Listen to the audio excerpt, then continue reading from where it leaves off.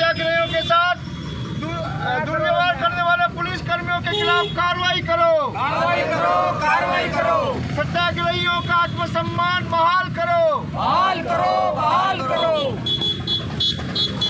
सवाल पूछोगा कहीं करो। सभी उदयपुर के सम्मानित पत्रकार बंधुओं का सत्याग्रह अनशन स्थल जिला कलेक्ट्रेट उदयपुर पे हार्दिक स्वागत एवं आभार। जैसा कि आज 20 सितंबर को इस धरना सत्याग्रह का 20वां दिन है और जो सत्याग्रह अनशन हमने शुरू किया है उसका दूसरा दिन है। अनशन के तहत आज हमने पत्रकार वार्ता जन सुनवाई का आयोजन किया है, जिसमें ये सभी ठगी पीड़ित जमाकर्ता परिवार के सदस्य सभी अलग अलग कंपनियों में, कोऑपरेटिव सोसाइटीज़ में जो जिनकी जमा पूंजी डूब गई है और नहीं मिल पा रही है, ऐसे सभी सदस्य आज पत्रकार जगत के सामने, उदयपुर के पत्रकार बंधुओं के सामने अपनी पीड़ा व्यथा रखने आए हैं। और साथियों, ये जो 20 दिवसीय सत्याग्रह धरना चल रहा है, इसका प्रधान उद्देश्य है कि भारत की संसद ने 2019 में बर्ड्स एक्ट कानून बनाया, उसे लागू किया, लेकिन लागू करते भूल गई।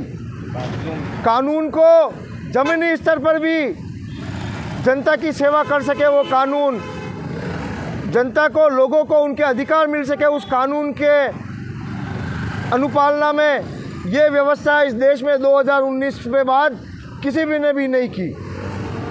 तो ये धरना चल रहा है क्योंकि पिछले 5-6 वर्षों से हम लगातार मांग कर रहे हैं सरकार से कि इस देश के 42 करोड़ ठगी पीड़ित लोगों को उनकी जमा पूंजी, उनका न्यायपूर्ण अधिकार जो है वो भुगतान तुरंत प्रभाव से किया जाए।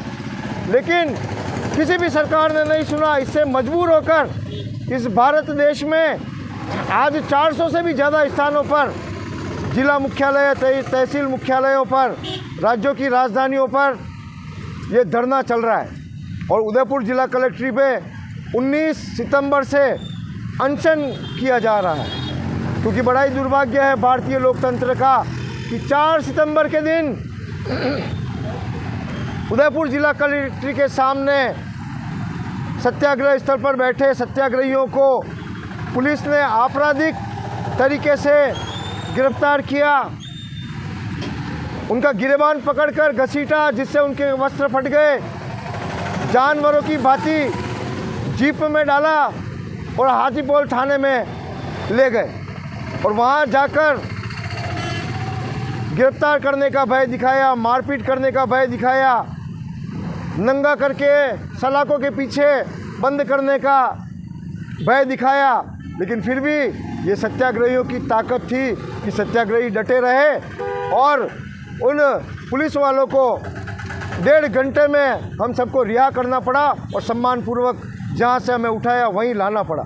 लेकिन एक प्रश्न है आज भारतीय लोकतंत्र के सामने, प्रधानमंत्री, मुख्यमंत्री एवं सभी प्रशासनिक अधिकारियों, जिला कलेक्टरों के सामने कि क्या यह सही व्यवहार था पुलिस कर्मियों का?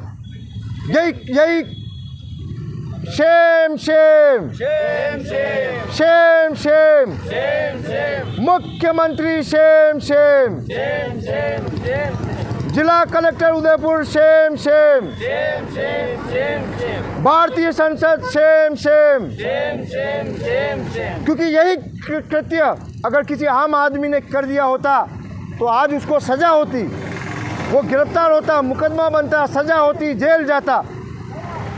तो क्या पुलिस कर्मियों को ये लाइसेंस मिल गया है कि वर्दी में है तो कुछ भी कर सकेंगे, कोई कार्रवाई नहीं होगी? तो क्या ये अपराध मुक्त बुलेट प्रूफ जैकेट बन गया है पुलिस कर्मियों की वर्दी, उनके तारे? ये प्रश्न लेकर हमने अनशन शुरू किया है। हमने परिवाद दर्ज किया, कानूनी प्रक्रिया से हमारी बातें इनको अफसरों को पहुंचाई, एसपी को पहुंचाई, पुलिस महानिरीक्षक को पहुंचाई, राजस्थान के मुख्यमंत्री को पहुंचाई और आज भी एक हम वाट डाल रहे हैं, इंतज़ार कर रहे हैं कि हमारे सत्याग्रहियों के साथ हुए इस अपमान का, हमारे मौलिक अधिकारों के हनन का कौन सम्मान करेगा।